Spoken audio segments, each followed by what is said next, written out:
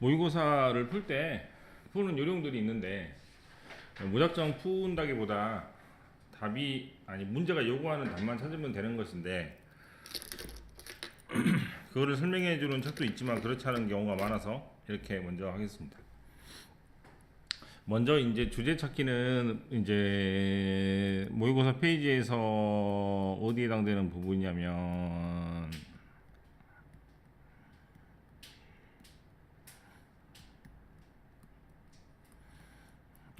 영어는 이제 8페이지로 구성이 되어 있는데 무조건요? 네, 앞에를 제가 A로 해서 숙제를 내고 뒤에를 B로 해서 숙제를 내죠. 앞에 있는 부분은 거의 다 글이 깨지지 않고 멀쩡합니다. 그 다음에 이제 뒷부분은 글이 깨져 있고 그래서 이거를 온전한 상태로 바꿔보세요 라는 게 문제잖아. 이를테면은 빈칸이 있어서 글이 깨져 있거나 순서가 흐트러져 있거나 또는 한 문장이 밖으로 빠져 있거나 네. 또는 쓸데없는 문장이 들어가 있어서 그 문장을 빼라고 한다거나 그래서 여러 가지로 원래 있는 모양이 아니고 조금 다른 모양인데 그걸 온전한 상태로 바꿔보세요. 두 번째 문제이기 때문에 B번이 훨씬 어려운데 A번 즉 앞부분에 해당되는 것은 대부분 주제찾기 문제입니다. 지뢰찾기라고요? 주제찾기. 주뢰찾기. 주제찾기 문제인데 주제찾기 유형은 여러 가지가 있어요. 개인적인 주장을 물어보는 문제나 글의 요지, 그 다음에 글의 제목, 그 다음에 글의 주제, 그 다음에 글의 목적 등인데 이것들은 이제 글의 소재와 보기의 형태만 차이가 있을 뿐, 즉 이것은 이 5가지의 유형을 알아야 될 사람, 문제를 출제하는 사람이에요. 출제하는 사람. 네. 문제는 출제하는 사람이 이걸 알 필요가 있는데 여러분들은 알 필요가 전혀 없어요.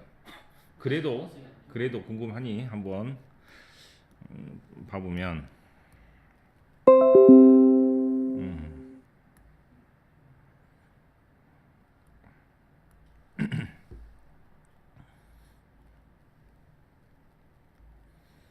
요지가 보기가 이렇게 생겼죠? 네. 순서대로. 주제는 이렇게 생겼네요. 네. 그 다음에 이것도 주제입니까? 이건 제목이네요. 네. 그 다음에 이것도 제목이니까 이제 4문제 정도를 보면 보기가 어떻게 다릅니까? 우리 어떻게 하나요? 하나는 한글이고요. 하나는 그 소문자고요. 하나는 앞에 대문자예요. 오, 잘 봤네요. 제목 문제는 이렇게 대문자로 적혀 있는 경우가 많습니다. 저 이제 영작 저번에 배웠다시피 어떤 거를 대문자로 하고 가르쳤기 때문에 그건 제목을 말할 때 쓰는 것이고 21번의 주제는 소문자로 적혀져 있네요. 그러면 어떻게 다르냐면 요지 문제는 문장으로 되어 있어요. 영어 공부를 열심히 하자. 지진이 날 때 올바로 대피합시다. 수능 영어가 어려우니까 공부를 게을리하면 안 됩니다. 이런 식으로 문장으로 돼 있어요. 문장으로. 주제는 문장으로 돼 있지 않습니다. 네. 지진시 대피 요령. 수능 볼 때 영어의 중요성 뭐 이런 식으로 돼 있는 거니까 뭘로 안 돼 있고 문장으로 안 돼 있어요. 그다음에 이제 제목은 당연히 영어로 돼 있겠죠. 요지가 문장으로 돼 있는데 이걸 굳이 한글로 낼 필요는 없고 영어로 내도 됩니다. 영어로 내면 너무 길어지기 때문에 한 줄에 안 들어갈 수 있으니 문장으로 많이 내는 것도 같고 아주 옛날에는 요지 문제가 영어로 나온 것도 있었어요. 그래서 그 차이가 있을 뿐이야. 그 차이가. 그래서 여러분들은 이거하고 상관없이 뭐만 하면 된다고? 주제만 찾으면 돼요. 주제만. 그럼 주제를 빨리 찾을 수 있는 방법이 있으면 좋겠는데 어떻게 한다고? 신호. 주제가 빨리 드러나는 어떠한 중요한 말이 온다는 신호탄이 있어요. 네. 그 신호를 빨리 쳐서 동그라미를 쳐서 이 다음에 주제가 오니까 이렇게 밑줄을 쳐서 풀면은 가장 좋은 풀이 방법이라고 볼 수 있습니다. 첫 번째는 그래서, 두 번째는 그러나, 세 번째는 해야 한다. 1번, 2번, 3번은 누가 뭐래도 중요한 말이 오겠죠. 그 다음에 물음표인데 글을 쓰는 사람이 자기가 몰라서 물어보진 않았을 거야. 그래서 뭐하고 문제 제기를 하고 거기에는 해답을 해주겠죠. 네. 그래서 이 문제를 주고 해답을 하는 것이 바로 뭐기 때문에 POD. 네, 그 주제가 될 수밖에 없으니 이렇게 보면 더 편하고 글을 읽을 때 더 재밌는 것은 만약에 여기 물음표가 하나 있는데 물음표가 또 있어요. 네. 밑에 보니까 물음표가 또 2개 떠 있어. 그럼 어떻게 해야 돼? 다 읽어가야 돼. 마지막 물음표에 대한 답만 읽어보면 된다. 아 그래요? 왜냐하면 첫 번째 질문을 하고 두 번째 질문을 또 하고 세 번째 질문을 또 하면 듣는 사람이 어떻게 돼? 귀찮은데. 답은 안 주고 질문하니까 짱나겠죠. 그렇다면 다섯 번째, 여섯 번째 질문까지 나오기 전에 마지막 질문 넘어서 해답이 나올 수밖에 없으니 그렇게 읽으면 훨씬 더 빨리 읽을 수도 있다는 얘기입니다. 그 다음에 5번은 이따가 하겠습니다. 그 다음 오늘 문법 공부 대신 하는 거예요. 오케이. 신호어에 해당하는 영어 표현을 정리하고 뒤로 갈수록 어려운 표현이니까 무조건 암기를 해야 돼요. 무조건이요? 어떻게 쓰든 무조건 암기를 해야 됩니다. 편의상 전부 다 그래서라고 그랬습니다. So, therefore, thus 여기까지 알겠죠? 네. That is why 그래서 결과적으로 그래서 결론적으로 그래서 hence도 얘랑 같은 뜻으로 그러므로 얘는 따라서 얘는 결과적으로라는 뜻인데 결국에 다 똑같은 뜻인가요? 네. 네. 앞에 것이 원인이 되어서 뒤에 것을 결과를 정리한다는 표현이죠. 대부분 다 그렇으니까.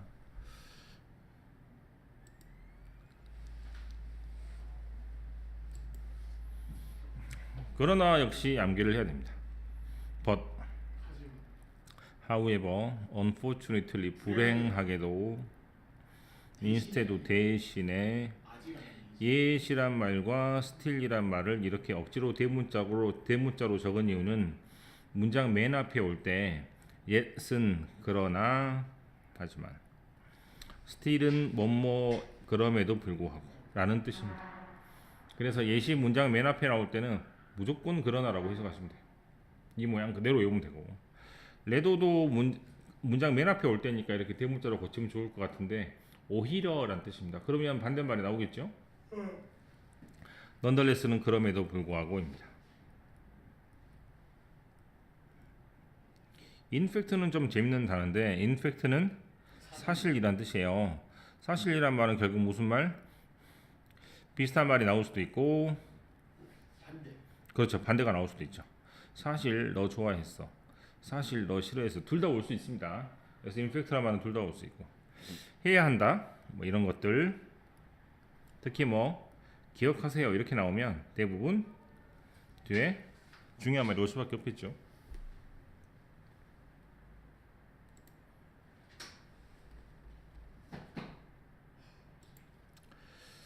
그 다음에 물음표도 마찬가지입니다.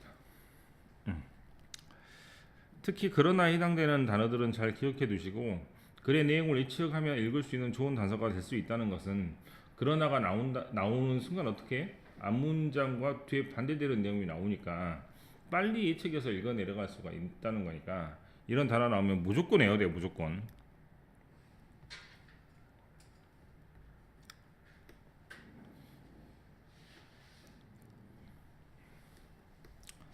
그 다음에 얘가 중요한데 이거는 책에 많이 없어요. 그래서 혼자 한번 읽어봐. 혼자 여기 혼자 한번 쭉 읽어봐서 무슨 내용인지 한번 보십시오.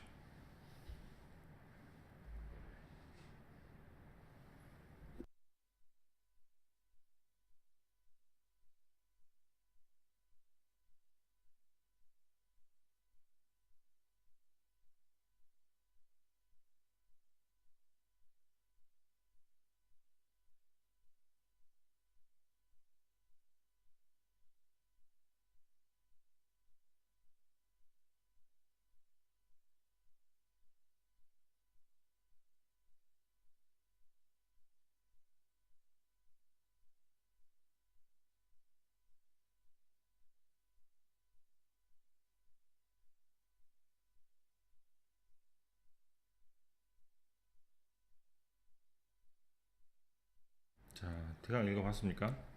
네. 골자는 뭐예요? 조동사 대 조동사에 그릴 때 접속사. 이 앞에 있는 동사는 전부 다 뒤에 있는 내용을 소개하는 말일 뿐입니다. 말합니다. 가 중에 말하는 내용이 중요해. 말할 내용. 생각합니다. 이게 중요합니까? 생각하는 내용이 중요합니까? 내용이요. 조금 더 어렵게 써보면 가정합니다 라는 말도 가정한다는 말보다 뒤에 있는 내용이 훨씬 더 중요하겠죠. 여기서 조금 더 어려운 단어를 써보면 conclude라는 말은 아까도 잠깐 나왔지만 결론이라는 뜻이니까 대부분 플라워도 아니었어요. 대부분 선생님들이 conclude가 나오면 너무나 좋아해서 별표를 치라고 해서 이 단어를 무조건만 외우라고 합니다. 왜? 결론인데 안 중요할 수가 없겠죠. 그럼 우리는 어떻게 하면 돼요? conclude가 중요한 게 아니고 conclude 뒤에 나오는 내용이 중요하니까 단어를 찾아보려면 어디를 찾아보고 대니아를 찾아보고 열심히 읽으려면 어디를 읽고 대니아를 읽고 대답하는 단어를 혹시 모르는데 신경을 쓸 필요가 있다 없다? 있다. 전혀 없는 것이죠. 여기 보면 그는 알고 있습니다. 선생님이 될 거라고. 나는 들었습니다. 그 여자가 유럽에 갔다고. 여기 보면은 아무리 앞에 말을 해석 안 해도 크게 문제가 없다는 걸 알 수 있고 또 이거를 조금 더 확대시켜서 컨빈스란 말이 이렇게 수동태로 쓰일 때는 확신하다라는 뜻이라는 거 물론 알면 좋지만 모르는 사람 어떻게 하면 돼?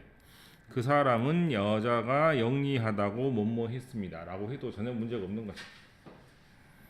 글을 빨리 읽어낼 수 있는 좋은 구조가 된다는 얘기는 기억을 연구하는 심리학자들은 우리에게 뭐라고 말하냐면 우리의 기억이 세 가지 부분이 있다고. 뭐가 중요해? 이게 중요하죠. 네. 연구자들은 어떤 증거를 가지고 있냐면 어린아이들이 도움이 정말로 타인의 진정한 배려에서 우러나온다는 것을 알고 있다는 얘기는 결국에 앞에 있는 증거도 필요 없고 앞에 있는 과학자도 필요 없다는 것이죠. 대니아가 너무너무 중요하다는 얘기입니다. 네. 그래서 이런 구조에 잘 나오는 표현들이 이런 것들이 있지만 만약에 이런 단어나 이런 단어나 이런 단어나 이런 단어를 만약에 몰라도 대니아를 해석하면 된다는 얘기입니다. 물론 알면 좋고. 그래서 한눈에 보는 정리라고 적혀 있는 부분 아까 했었던 그 내용 그대로니까 여기를 보란 얘기죠. 네. 정말 내 말이 맞는지 한번 문제를 풀어보겠습니다. 선생님 수능 완성인데 전 지금 고1 거고. 근데 이제 내가 말한 대로 하면 답이 나올 거야.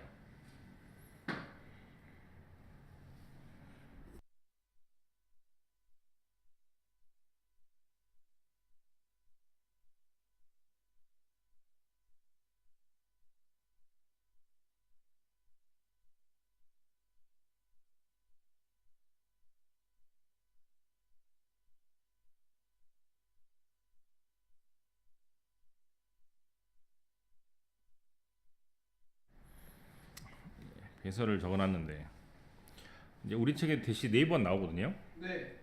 첫 번, 세 번이군요. 이렇게 여행사 직원한테 뭐라고 알렸냐면 내 아이가 이렇게 어리다고 합니다. 두 번째, 나는 어떤 사실을 알고 충격을 받았냐면 호텔에서 이미 한 방에 여러 명이 머무는 대학생들한테 방을 내주었다는 사실을 알고 되게 충격을 받았습니다. 대학생들은 아무래도 고등학생보다는 막 술도 먹고 할 테니 시끄러울 것 같아요. 그래서 어떻게 해야 되냐면 정당한 해결책은 뭐 한다? 리펀드 하는 게 좋겠어요. 왜냐하면 내가 말한 것하고 좀 다른 행동을 했기 때문에. 그래서 리펀드란 말만 알면 답을 할 수 있겠죠. 네, 리펀드는 듣기도 자주 나오는 단어인데 바로 환불하다. 네, 그래서 환불입니다. 그래서 대니아만 알면 긴 글을 열심히 막 읽지 않아도 전체 내용을 판단하는 부분은 더 답이 될 수 있으니까 대니아를 많이 읽으라는 얘기는 수업 시간에도 계속 할 거고 학교에서 선생님들이 안 하는 부분도 있지만 대학생들이 공부하는 탭스나 뭐 토익이나 이런 부분에 보면은 대니아를 잘 읽으라는 얘기는 많이 있어요. 근데 고등학교 책에만 유난히 없어서 할 수 없이 설명을 합니다. 그 다음에 여기 보시면 주제와 부연 설명이라고 되어 있는데 주제를 이미 밝혔다면 부연하는 설명을 굳이 읽을 필요가 없다는 얘기는 여기 이렇게 쭉 나와서 뭔가 이야기가 있는데 여기에 뭐가 있으면 예를 들어서가 있으면 나는 시간이 부족하다면 안 읽을 거야. 또는 빨리 읽어가지고 내가 위에서 읽은 내용이 맞는지만 확인하면 돼요. 그래서 이런 게 나오면 뭐 한다고? 주제를 찾는 문제라면 굳이 열심히 읽을 필요가 없다는 얘기죠. 왜? 주제를 이미 찾았으니까.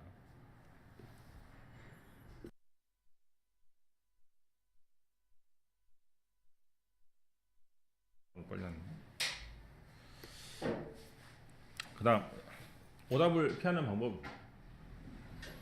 주제에서 틀리는 사람들은 해석을 잘못하는 경우도 있지만 주제를 다 찾아놓고 이 오답이 왜 틀렸는지 모르기 때문에 오답으로 고르는 경우도 많이 있어요. 오답을 만들어지는 원리는 첫 번째로 일부만 언급하거나 더 넓게 언급하거나 내용과 틀리거나 아예 무관한 경우입니다. 예를 들어서 현재 한국 경제가 불안정하다가 주제라면 보기에 나올 수 있는 오답은 다음과 같습니다. 첫 번째, 현재 서울 경제 너무나 작아졌죠. 현재 세계 경제 너무나 커져버렸죠. 현재 한국 경제는 안정적이다라고 하면은 이야기가 달라져 버렸죠. 현재 한국인들은 대부분 여가 생활에 만족스럽다. 비슷한 것처럼 보이지만 경제하고 아무 상관이 없는 겁니다.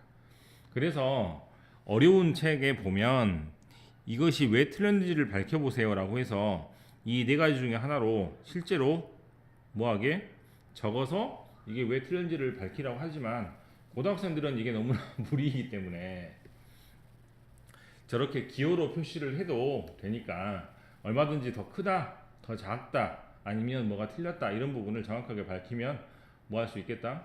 주제 문제를 덜 틀릴 수 있겠다 이겁니다. 예, 이 정도가 아마 가장 좋은 뭐 같아? 네, 주제 문제를 푸는 핵심 단서 또는 풀이 방법 정도가 됩니다. 이 풀이 방법은 대부분 책에 소개가 돼 있기도 하지만 외국 책에도 소개가 돼 있고 그런 거를 전부 다 제가 이제 모아놓은 거예요. 그래서 책이 이것저것 다 합쳐가지고 내가 만든 것이지 내가 뭔가 이렇게 해놓은 건 아니니까. 배우님도 막 그 꼼수를 쓰면서 영어 시험 본다고요?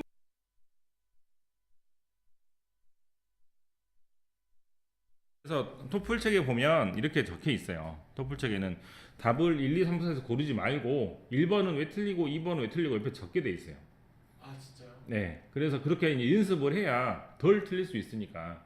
그 다음에 출제자가 마음대로 오답을 만드는 것은 아니고 연관이 있게 만들지만 더 크게 부풀리거나 더 작게 만들거나 또는 살짝 비튼다거나 이런 식으로 오답을 만들기 때문에 그 오답이 만들어지는 원리를 알면 문제를 출제를 하지 않는 사람이라도 이게 틀렸구나라는 것을 알 수 있으니 출제자의 원칙 또는 뭐 오답이 만들어지는 원리를 알면은 더 좋겠죠.